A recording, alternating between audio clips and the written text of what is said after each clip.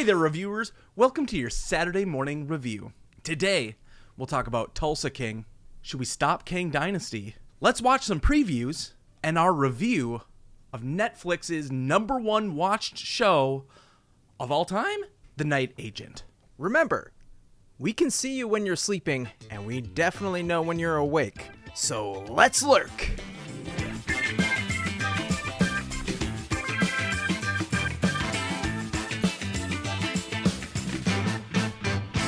Hey, Scott.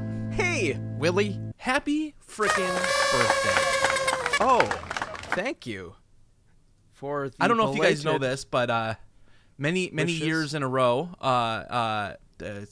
we age? compare Scott to Jesus. Oh, we did. Oh, yeah.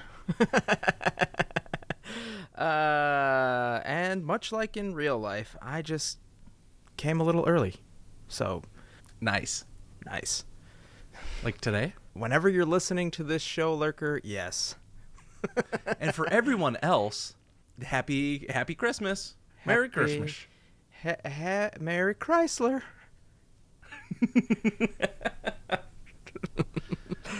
I don't know what to say. This has been a week where I struggled to watch anything and everything. For those of you who weren't aware, you're not on our socials, you're not getting the updates. I've got a dog in the other room. Don't tell Bree that I'm just going to let her be for 30 minutes. Just don't tell her. I mean, everything that you asked for, really, you got. Santa came early, all over the place, like that trending video. I wasn't ready. But you got married, you got a house, you got a dog, which is a fur baby. Kind of a kid. Yep. You've got a picket fence. I don't know if it's white, but could be one day. Just got to trick somebody else into painting it like that book.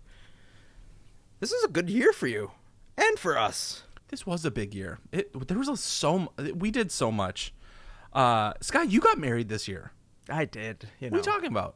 I didn't want to make it all about myself, but thanks for noticing. What else did you do? You didn't buy a house this year. No, did that a few years Pregnant? back. I don't know. What Did that day a is few it? years back? Depends on when you're listening to this episode. So, we'll see. We'll see. But, Willie, it sounds like you have a lot going on right now, and Yeah. it sounds like you're stressed. Yeah. Maybe, just maybe, like your dog over in the other room, you feel like you're in a cage. You're in a prison. Of my emotions. Well, don't worry, my friend, because one day you're going to get out. And when you get out, you'll notice that things have changed a lot on the outside. Just like our main character on Tulsa King. Quick preview, Tulsa King is Sylvester Stallone on Paramount Plus, playing a mobster who went away for 25 years, gets out, and gets kind of sent off to lovely Tulsa, Oklahoma. I've never been there, so I don't know if it's lovely or not, but I'm assuming. How bad can it be? Where he is kind of excommunicado from the rest of the family. And then a lot of cool stuff happens. Willie, if you're a fan of mob movies, if you're a fan of gangster movies, if you're a fan of anything having to do with law enforcement versus the mob, you got to check this show out. It's quite charming. It looks like, just watching some of the preview here, like it's produced by the same people that made Yellowstone and The Sopranos. No spoilers, but it gets going almost right away. So there are no episodes where it really takes time away for story building or anything. It does that while the action builds. I felt myself feeling like, oh my gosh, I have to watch the next episode. I have to really get through this to see what happens, to see how this story ends. I don't know if there's going to be a season 2, but for what it's worth, like as a show, everyone, highly recommend check this out. Start watching this today. Is Stallone in the FBI or the gang? What do you think? I think he beats up on lots of people. Right, so he's in law enforcement. Oh, God. Speaking of jokes we should stop making. Buddy, it happened. It We finally all happened. predicted this. Everybody knew Kang is dead. Allegedly. There was some rumor going around that Ryan Gosling is in negotiations to join the MCU. Everybody was assuming, oh, he's going to be Kang. Dude, they need to recast Kang as John Boyega. If the Kang Dynasty actual title of the movie has anything to say about it, there might be no Kang Dynasty. There will be no recasting of Kang. He just might be wiped clean by Doctor Doom or somebody else they just got the rights to, because Better. Idris Elba. of course, naturally. but yeah, the Kang Dynasty is now just called Avengers 5. It's gone. Jonathan Majors is fired. Legit. Contract destroyed. He is no more. It makes sense, right? No, nobody's complaining. I don't want to talk about like the stuff he did outside of the movies because we're idiots. The reasons. Disney has a business choice to make, and they said, hey, we're done. We're going to cut ties. Now, if you look back at his work in the MCU, do you think it was good? Do you think he could have been that tentpole person to build this phase around? I think Jonathan Majors, if he didn't have the life outside of his body of work, we would be praising him on the levels of Hall of Fame type of acting, because he was that good in almost everything that he's been in, which is a shame. It's a shame that he just made these choices that led to this result, and it's really too bad, because I was a big fan of his. What do you think? What do we think is next? Because I think both of us are feeling a little MCU fatigue at this point. And so is this a bad thing for the future, or is this a good thing? If we're talking about the publicity machine that is Disney, it's extra credit for them to spin a new tale to say, hey, maybe you guys are tired, but we've kind of got some fuel in the fire now. And now nobody knows what's going to happen. So the talking heads, like yours truly, can just kind of assume that something new is going to come out now, and we can guess and speculate to our heart's desire until something actually does come out, maybe next year or at the next D23, Comic-Con, whatever. We'll actually get some panels where they'll talk about it and do a cool reveal, and everybody will be re-energized with this pause. But what's his face, who came back, Iger, said, we're just going to slow that train down anyway. So I feel like this is going to be a really cool boost in the future that we all just don't really realize right now. I think it's a good thing. I don't like the direction they took this current phase, and whether or not you liked the work of Jonathan Majors, whether it was, he did good work, this is also an opportunity for Disney to pivot and do something different. Agreed. Last week we watched some trailers and gave our opinions and our thoughts on them. We're going to keep doing that. We've got a couple new ones. We're going to start with The Spaceman. Just like you, I fled my planet. Ooh, spooky. Through galaxies, through black holes, This is not what I was expecting from an Adam Sandler trailer. and then I found you. Oh. Can't even tell it's Adam Sandler. But it's rated R. Listen, I don't know exactly what we just saw there. That was a really short trailer. But I'm into it. It's starring I don't know. What did we just watch? What did we just witness? We've got Adam Sandler, Paul Dano, Carey Mulligan. And the synopsis is: an astronaut realizes the marriage he left behind might not be waiting for him when he returns to Earth.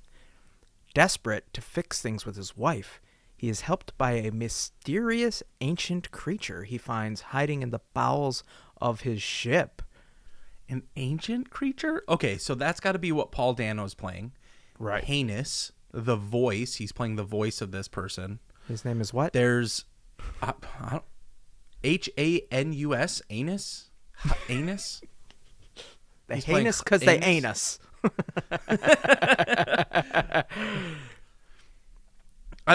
Let's give a prediction really quick before we go into this. Does it go from rated R, serious, kind of this ominous, dark sci-fi film, or is it a comedy? It's a musical. That's my prediction. This is a musical. You're doing a musical?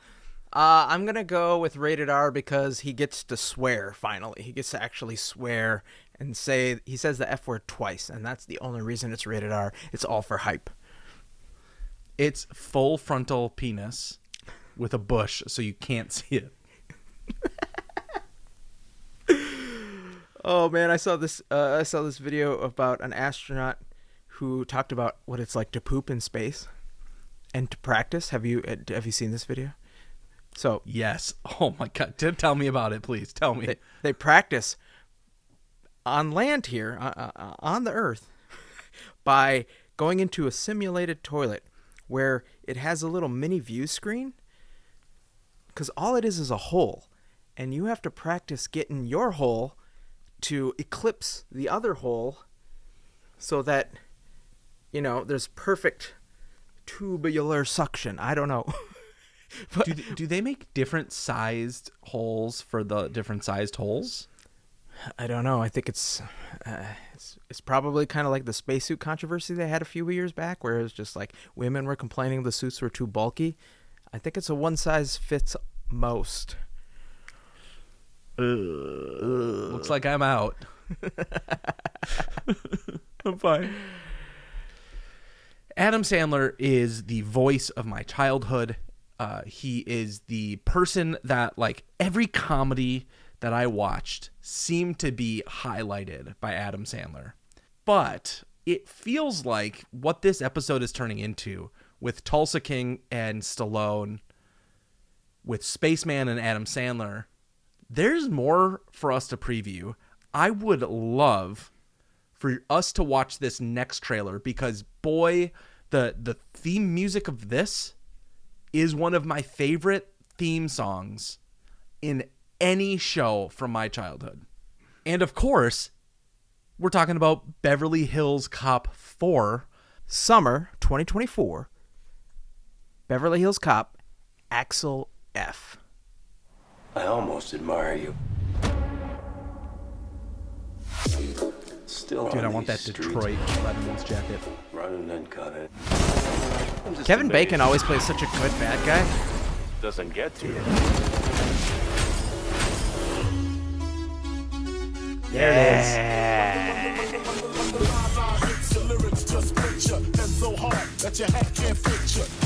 Yes, please. ass out there, okay? I'm gonna be fine. They love me in Beverly Hills. Detective Foley, you ever read your own file? Shootouts, disturb the peace, a lot. Please tell me you didn't get arrested again. Is that Joseph Gordon-Levitt? That's JGL. We put our lives on the line. Ooh, Every nice day. song. For what? Comes with Yup. the job if you're doing it right. Yeah, bitch!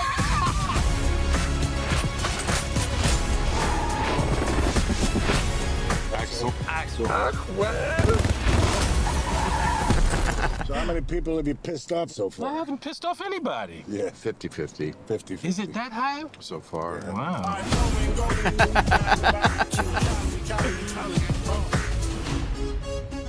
I don't know about you, Scott, but like theme song, the vibe, this seems like gritty, old school action, like fighting movie. Like we haven't seen something like this, I think, in years. Yeah. Beverly Hills Cop is an iconic franchise. We're all #blessed to be living for another entry into this story. And I don't know, was that Mads Mikkelsen saying Aquel? What I want to do before this comes out is I want to go back and I want to revisit all of the old movies. It's 3 movies, right? I think so. Would you be down to do this? Rank them? Rank and file them? Sure. Yes. So right before the show comes out, which is summer of 2024, that month Yep. and day.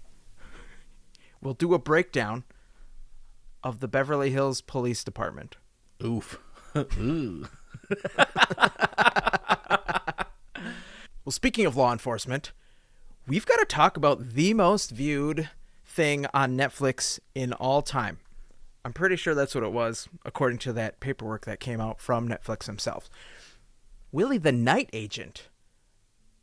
I had not heard of this other than from one friend. That's the only way I knew about this show.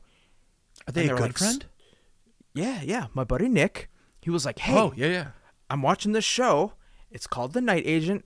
And I'm like, okay, cool. Sure. Tell me more about it.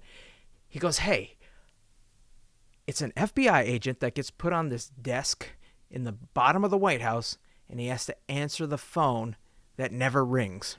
And I go, all right, that sounds like something that I will never watch. So you just tell me how it is. The following week, he's like, dude, it was really good. I highly recommend. I'm like, okay. But in the back of my brain, I'm like, never watching that show. Nope, not once. Never. I was so surprised. And I saw this article that said the gulf between what we like personally and what America is actually watching, according to this Netflix document that they released. The gulf has never been wider. And I agree, because The Night Agent and then something called Ginny and Georgia, or Georgia and Ginny, and something else, the top three things. I was like, I've never heard or cared to watch any of these. Yet here we are, The Verge, telling us that The Night Agent season 1 had, hopefully I'm reading this right, 812 million views. Listen, let me go down the list. Let me go down the list, Scott. All right, Until I reach something I know. Okay. The Night Agent, Ginny and George. The Glory? Huh? And then Wednesday, season 1. Okay, I got that. All Queen right, Charlotte, we got to no. 4. Nope. Okay, there we go. 4. But damn. For those top 3 to not even be on my, hey, suggested list, I was very surprised. And I've heard that Netflix will do this thing where if they figure out you like something, they'll know you'll go and find it. So they're not going to make those suggestions as things you might enjoy. So this is probably something where Netflix's algorithm was like, oh, he'll find that on his own. Here's all these other things you might enjoy. And I think that's a future criticism for another show. But Willie, we've watched the first episode. What did you think? As you know, lurkers, we're going to go through plot, characters, cinematography, sound and music, direction and editing, impact, culture and relevance, and our overall rating. And so I want to start with just plot and storyline. This thing came out in 2023 in March, so it's about a year old now. I'm not going to reveal anything about the plot because it's all over the place, but what a weird show. At first, you watch this character who looks like this kind of young up-and-comer. He's got a baby face. And it feels weird for him to be an FBI agent. Yeah. On a train, creating this lovable moment between him and this mom and daughter. Into action. And then all of a sudden, the story transitions into this random relationship where, to me, it felt like the action thriller version of Titanic when he's like, Rose, you need to fight back. I'm like, okay, Leo, calm down.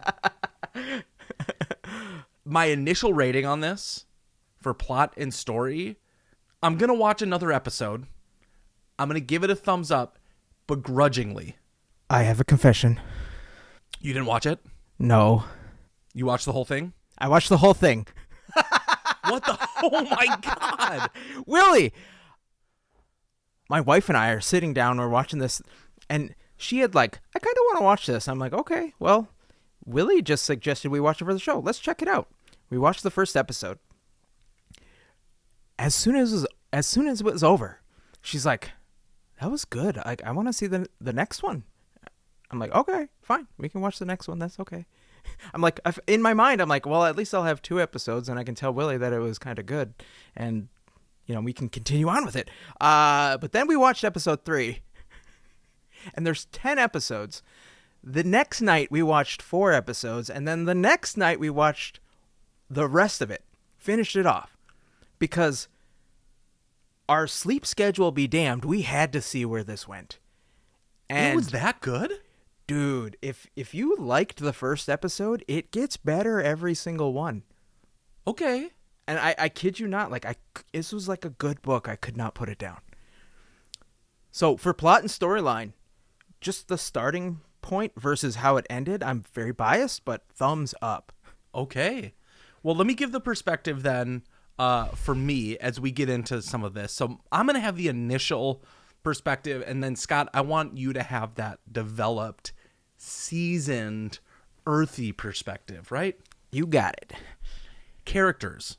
Our main character is a well-known, super established actor named Gabriel Basso. I don't think I've seen him in anything. Maybe he was in Ginny and Georgia and the Glory. And that's why we don't know anything He started in about such him. things as Hillbilly Elegy, Yep. The Whole Truth. Uh-huh. Okay. Barely Lethal. Ooh. And The Big C. I'm going to let you figure out what that one is. And so So he's a porn star. Okay. okay. I don't think he does a bad job. I think it's very believable, but at least in episode 1, they don't give him enough to build off of, I think. I think like things move a little too fast and they're a little unfinished. There's this whole narrative of like his dad being a bad person, Traitor. or like a traitor, right? Mm-hmm. And these random people show up to like try to beat his ass, and it's like, okay, this what are we doing here? In the middle of him like doing his special agent shit, these two random people show up. He was the standout person.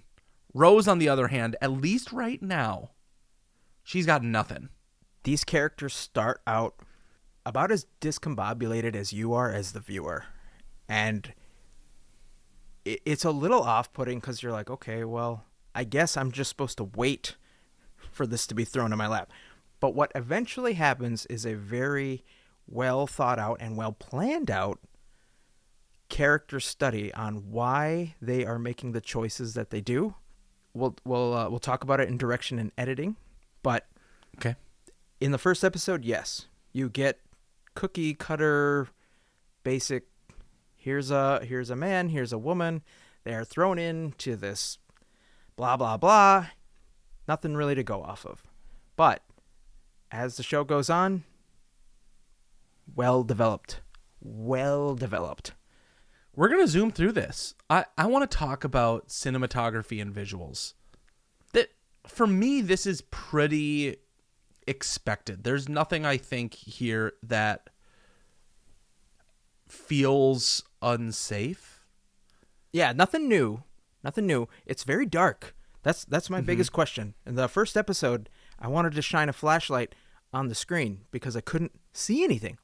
And this is something that kind of happens with a lot of things that want you to feel the grittiness and the shadowy and like blah blah blah. Like, just, we get it. It's nighttime. There's supposed to be no lights, but actually, like, if you could make lights so we could just see the people on the screen, and it's not a horror movie. Like, we should be able to see what's going on. Throwing And a then- goddamn 1 watt, guys.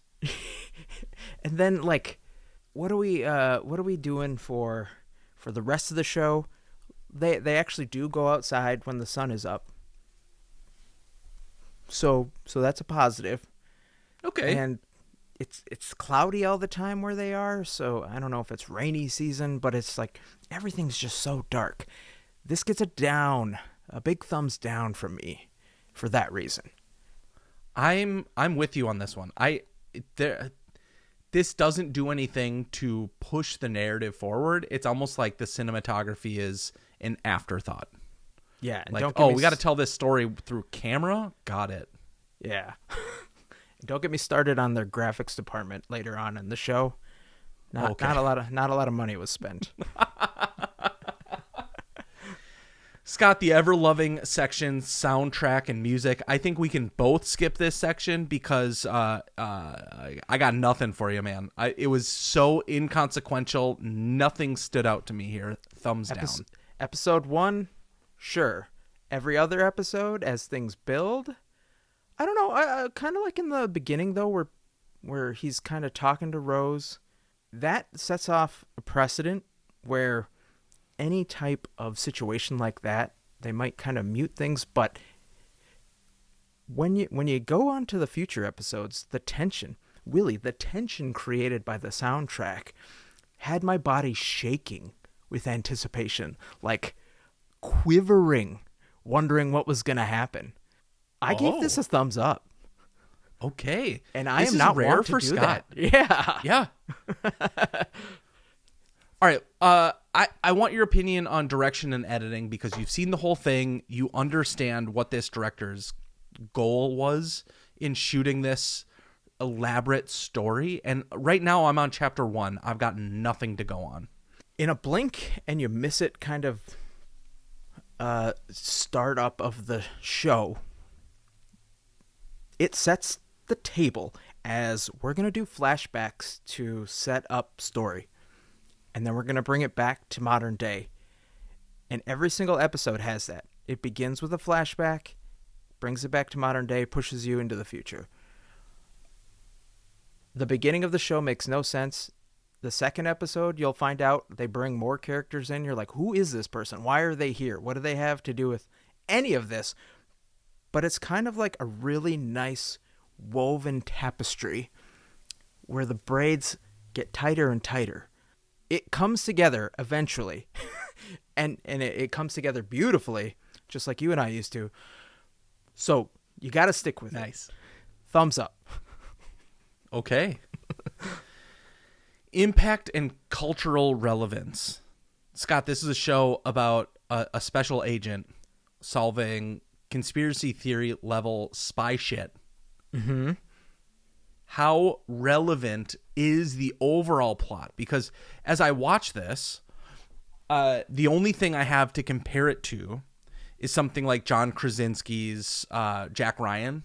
I think you can compare it to any other show that has a white guy in an action lead. Right? That's what the first episode sets up. Yeah. White savior. You've got Jack, what's his face, from Jason Bourne. Jack Bauer, Jason Bourne. Die Hard. Tom Cruise. Tom Cruise in anything All of them. he's in. Yeah. Think of any white male action star. That's okay. Got it. Reacher, which we'll talk about next week. But as the show goes on and everybody's making their choices, the overall message leans into like do the right thing, even though it's difficult, even though the odds may seem insurmountable. You still put yourself out there and do the right thing because it is the right thing to do. And so that gets a thumbs up from me, or like kind of like a mid. And there's a lot of government involved. It's hard to say like I'm a big fan of this. You know, I'm just noticing that this is produced by the same people that made 24. And so if it's any indication of what's to come and the story and how it's going to weave into itself, I'm going to be a bit more hopeful because growing up, 24 was, I thought, one of the best television action shows you could watch. It feels like that. The pace feels like everything's happening in one day, moves into the next day. Now that you've said that, yeah, it definitely feels like a 24-like show. I don't have an opinion yet on impact and cultural relevance. Episode 1 does nothing. If anything, it's a hard thumbs down because it's white male savior helps damsel in distress. So for Scott. Yeah. Go ahead. So for the overall recommendation, Willie, you said you were going to give it a second chance. Now that you've heard me talking about it, you think that's a little bit more likely to happen? Yes. I think if this is produced by the same people that made 24, then yes, I have to. I'd say there's already been 800 million people that have watched this show. So, how how bad could it be? But if you want to join the train, I fully support you. I definitely fully support this show. And no spoilers. They have already greenlit season 2. Okay, Jack Bauer coming back, season 2. You heard it here, inside scoop. Thank you all so much for watching, for listening, for hanging out with us. Merry Christmas and happy birthday, Scott. If you like the show, tell a friend. And this has been a great year for everybody here at the show. We thank you so much. So let's remember, be kind to one another. Stick to those resolutions you got coming up. And we will see you next week.